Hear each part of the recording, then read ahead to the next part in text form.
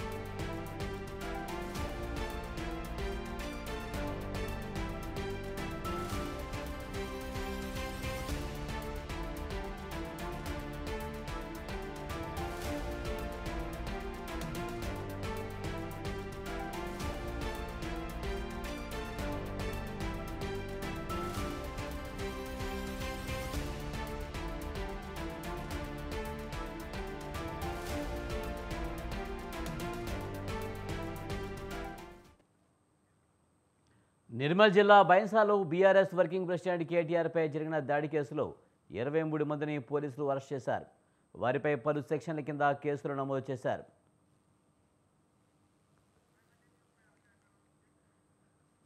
లోక్సభ ఎన్నికల ప్రచారంలో భాగంగా గురువారం BRS working president KTR Nirmal జిల్లా బైన్సాలో ప్రచారం చేస్తుండగా కొంతమంది హనుమాన్ భక్తులు ఆయనపై ఉల్లిగడ్డలు టమాటాలతో దాడి చేశారు ఈ క్రమంలో కాసేపు ఉద్రిక్త వాతావరణం చోటు చేసుకుంది ఓ పక్క దాడి చేస్తున్న పోలీసులు పట్టించుకోకుండా ఉండడంపై ఆగ్రహం వ్యక్తం చేశారు కేటీఆర్ ఆ తర్వాత పోలీసులు వారిని అక్కడి నుంచి పంపించారు కేటీఆర్పై టమాటాలతో విసిరిన 23 మంది హనుమాన్ దీక్షపరులను పోలీసులు అరెస్ట్ చేశారు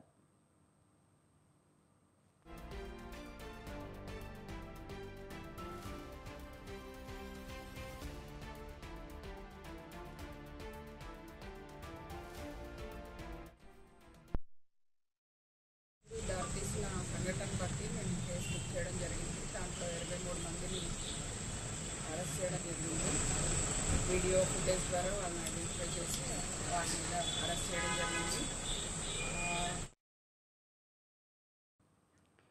ఏపీ ల్యాండ్ టైటిలింగ్ యాక్ట్ చాలా దుర్మార్గమైందని టీడీపీ అధినేత చంద్రబాబు అన్నారు కూటమి ప్రభుత్వం రాగానే చట్టాన్ని రద్దు చేస్తామని హామీ ఇచ్చారు స్థిరాస్తితో మనిషికి ఉండే అనుబంధం భూమికి చెట్టుకు ఉన్నంత అని అన్నారు ఆస్తుల దోపిడీయే కానీ తరాల మధ్య ప్రేమలు పట్టించుకోడు జగన్ అంటూ నిప్పులు చెరిగారు ప్రేమలు పట్టించుకోడు కాబట్టే చెల్లెలను దూరం పెట్టాడని విమర్శించారు మీ భూమి మీది కాదు మీ భూమి జగన్ది జలగది దీనికోసం మీకు ఒరిజినల్ కాపీ ఇవ్వడంట, రిజిస్ట్రేషన్ జిరాక్స్ కాపీ ఇస్తాడంట. మీ భూమి తాకట్టు పెట్టి ఆయన ఇష్ట ప్రకారం చేసుకుంటాడంట. అదే మాదిరిగా టైటిల్ రిజిస్ట్రేషన్ ఒక ఆఫీసర్ని పెట్టి, అది కూడా గుమస్తా, జగన్మోహన్ రెడ్డి గుమస్తాను పెట్టి మీ ఆస్తులన్నీ ఆయన కంట్రోల్లో పెడతాడంట. ఒకవేళ ఎవరైనా మీ భూమి నాదంటే అక్కడి నుంచి డిస్ప్యూట్ పంపించేస్తాడంట. ఇన్ని సంవత్సరాలుగా మీ భూమిని చూసుకున్నారు. అప్పటికే కొంతమంది దొంగలు వచ్చి అక్కడక్కడ కబ్జాలు చేశారు. కొంతమంది వచ్చి రికార్డులు మార్చారు. రికార్డులు మార్చడం ఈ మధ్యనే జరుగుతా ఉంది. ఇప్పుడు ఇతను హోల్సేల్ గా కన్నేశాడు మీ భూమి. సీఎం జగన్పై టీడీపీ నేత లంకా దినకర్ తీవ్ర విమర్శలు చేశారు. రానున్న ఎన్నికల్లో వైసీపీని ఇంటికి పంపించడం ఖాయమని అన్నారు. ఓటుకు ₹1,00,000 ఇచ్చినా ప్రజలు తిరస్కరించేందుకు రెడీగా ఉన్నట్లు ఆయన చెప్పారు. వైసీపీ పాలనపై ప్రజలు విసిగిపోయారని మండిపడ్డారు. డబ్బుతోనే జనాన్ని మార్చేయాలని చూస్తున్నారని విమర్శించారు. ఒక్కో ఓటుకు ₹1,00,000 ఇచ్చినా ప్రజలు తమకు ఓటు వేసేందుకు సిద్ధంగా లేరని స్పష్టం చేశారు. ఇప్పటికే రాష్ట్రంలో వృద్ధులు, మహిళలు చేదరించుకుంటున్నారని, రానున్న ఎన్నికల్లో వైసీపీకి ఓటుతో బుద్ధి చెప్తారని హెచ్చరించారు. రానున్న ఎన్నికల్లో కూటమి అధికారంలోకి రావడం ఖాయమని ధీమా వ్యక్తం చేశారు. రెడ్డి గారు దృష్టిలో పెట్టుకోవాల్సింది, ఓటుకి ₹1,00,000 ఇచ్చినా జనాలు చేత్కరిస్తా ఉన్నారు. గుర్తుపెట్టుకోండి, జగన్మోహన్ రెడ్డి గారు డబ్బుతోటే జనాలను ఏదన్నా నేను మొత్తం మార్చేస్తాను అనుకుంటే చరిత్రను ఒకసారి తెలుసుకోండి. మీరు ₹1,00,000 ఒక్కొక్క ఓటుకి ఇచ్చినా మీకు ఓటు వేయడానికి ప్రజలు సిద్ధంగా లేరు. ఇప్పటికే ఉపాధ్యాయులు అలాగే ఉద్యోగస్తులు నిన్ను చేత్కరించారు. అలాగే 80 సంవత్సరాలకు పైగా ఉన్నటువంటి వృద్ధులు ఎవరైతే ఉన్నారో వాళ్ళ ఓటింగ్లో నిన్ను చేత్కరించారు. మహిళలు ఇప్పటికే నిన్ను చేదరించుకుంటున్నారు. ఎస్సీ, ఎస్టీ, బీసీ మైనార్టీలతో సహా ప్రతి ఒక్కరూ కూడా నీకు వ్యతిరేకంగా ఓటు వేయడానికి వికసిత ఆంధ్రప్రదేశ్ ఏదైతే నరేంద్ర మోడీ గారు ఇచ్చినటువంటి పిలుపు ఏదైతే ఉందో ఆ పిలుపుకి ప్రతి ఒక్కరు కుల మత జాతి రహితంగా అన్ని ప్రాంతాల్లో 3 ప్రాంతాల్లో ఉత్తరాంధ్ర, కోస్తాంధ్ర, రాయలసీమలో ప్రజలందరూ కూడా ఎన్డీఏ పక్షాలకి వెన్నుదన్నుగా నిలిచేటటువంటి విధంగా ఈరోజు నిర్ణయం తీసేసుకున్నారు. ఇవాళ జగన్మోహన్ రెడ్డి గారు దృష్టిలో పెట్టుకోవాల్సింది, ఓటుకి ₹1,00,000 ఇచ్చినా జనాలు చేత్కరిస్తా ఉన్నారు. గుర్తుపెట్టుకోండి, జగన్మోహన్ రెడ్డి గారు డబ్బుతోటే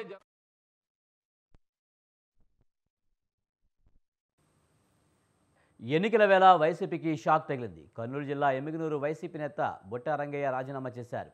వైసీపీ అభ్యర్థి బొట్టా రేణుక కుటుంబ సభ్యుల మానసిక వేధింపులు భరించలేక ఆ పార్టీకి రాజీనామా చేస్తున్నట్లు మున్సిపల్ మాజీ చైర్మన్ బొట్టా రంగయ్య ప్రకటించారు. బొట్టా రేణుక సోదరుడు బొట్టా యుగంధర్ బెదిరిస్తున్నారని, ఆయన నుంచి తనకు ప్రాణహాని ఉందని అంటున్న బొట్టా రంగయ్యతో మా ప్రతినిధి శ్రీనివాసులు ఫేస్ టు ఫేస్.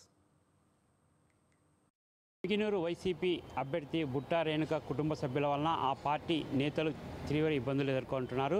కొందరైతే రాజీనామాకు కూడా సిద్ధపడుతున్నారు. ప్రస్తుతం ఎమ్మిగనూరు మున్సిపల్ మాజీ చైర్మన్ బుట్టా రంగయ్య కూడా వైసీపీ పార్టీకి రాజీనామాకు సిద్ధపడుతున్నారు. ప్రస్తుతం ఆయన మనతో ఉన్నారు.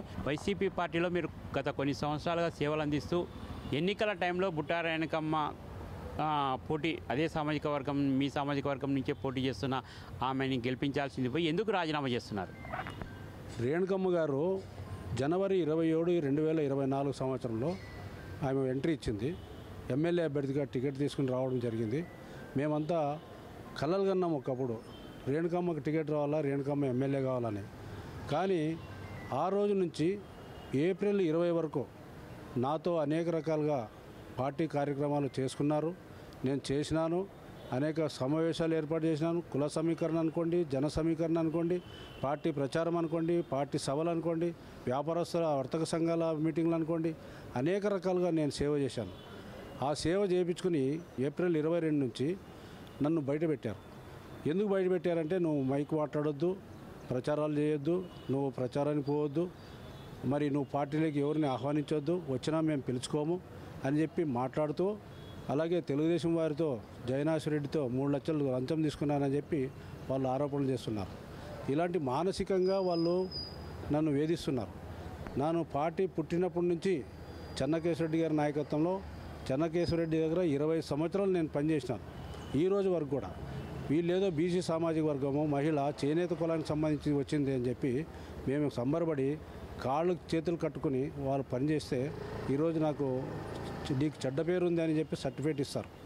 అవి ఇవ్వడమే కాదు, నేను అనేక రకాలుగా పెద్దలను కూడా నేను అడగడం జరిగింది, పార్టీ పెద్దల్ని నన్ను ఇట్లా ఇబ్బంది పెడుతున్నారు. అంటే మీరు బుట్టా రేణుకమ్మ చేస్తున్న చేష్టల గురించి పార్టీ హైకమాండ్ దృష్టికి తీసుకుపోతే వాళ్ళు ఏమన్నారు?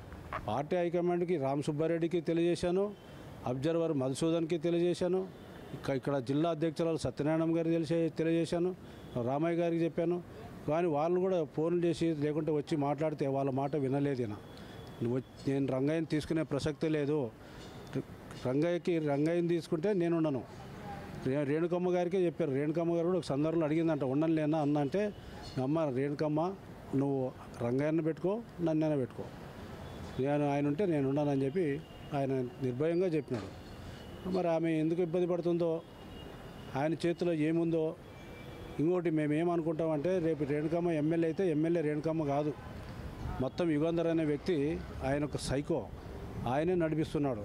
ఆయన దోచుకోవడానికి వచ్చాడు ఎమ్మెల్యేకి, ప్రజా పరిపాలనకు రాలే వీళ్ళు.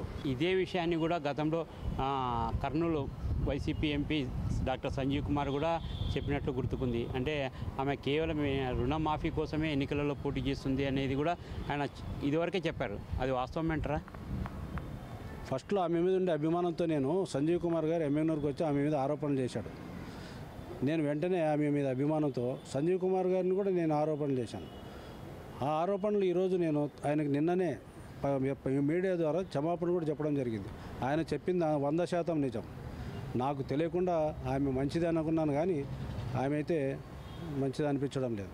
అంటే ఈ బుట్టా రేణుకమ్మతో పాటు యుగంధర్ చర్యల వలన చాలామంది ఎమ్మిగనూరులో పార్టీకి దూరం అవుతున్నారనేది ఒక ప్రచారం ఉంది. అది వాస్తవం అంటారా? ఆమె బాగుండింది మొన్నటిదాకా, యుగంధరు అంతా చెడగొడుతున్నాడు. ఆమె రేపు ఓడిపోయినా యుగంధర్ నుంచే ఓడిపోతుందని అనుకోవాలి, అంతేగాని ఎవరి నుంచి కాదు. పార్టీ శ్రేణులు కూడా చాలామంది లోపల తపన పడుతున్నారు. ఎందుకంటే కొంతమంది ఎక్కువ శాతం కొత్తగా రాజకీయాల్లోకి వచ్చిన వాళ్ళు, కౌన్సిలర్లు కానీ, ఎంపీపీలు కానీ, ఎంపీటీసీలు కానీ, సర్పంచులు కానీ, వీళ్ళంతా కొత్తగా వచ్చారు. ఆయన సస్పెండ్ చేస్తాను, పార్టీ నుంచి బయట పెడతానంటే భయపడుతున్నారు. నా లెక్క ఎదుర్కోలేరు. నేను సుదీర్ఘ అనుభవం ఉంది కాబట్టి నేను ధైర్యంగా బయటకు వచ్చిన. అంటే చివరిగా చెప్పండి, మళ్ళీ ఈరోజు రాజీనామాకు సిద్ధపడతామా అంటున్నారు. మరి రాజీనామా చేసిన తర్వాత ఏ పార్టీలో చేరబోతున్నారు? ఏ పార్టీలోనైనా చేరొచ్చు. ఈ పార్టీ అని చెప్పను. నాకు గౌరవం కావాలా, నాకు మర్యాద కావాలా. గౌరవ మర్యాద లేని పార్టీలో ఉండను. ఏ పార్టీ అయితే గౌరవిస్తుందో ఆ పార్టీలో చేరుతా. ఒకే సామాజిక వర్గానికి సంబంధించిన వ్యక్తులకే ప్రాధాన్యత ఇవ్వకపోతే రేపు 13వ తేదీ జరిగే ఎన్నికలలో బుట్టా రేణుకమ్మను ఏ విధంగా చేనేత సామాజిక వర్గం నమ్ముతారనేది ఆలోచించుకోవాలని కూడా బుట్టా రంగయ్య స్పష్టం చేస్తున్న పరిస్థితి కనపడుతుంది. కెమెరా పర్సన్ బాబుతో శ్రీనివాస్, స్వతంత్ర న్యూస్, కర్నూలు.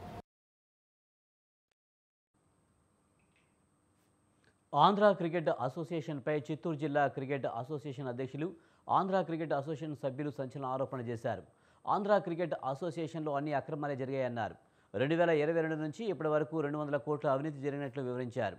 బీసీసీఐ నుంచి వచ్చే నిధులన్నీ దుర్వినియోగమవుతున్నాయని తెలిపారు.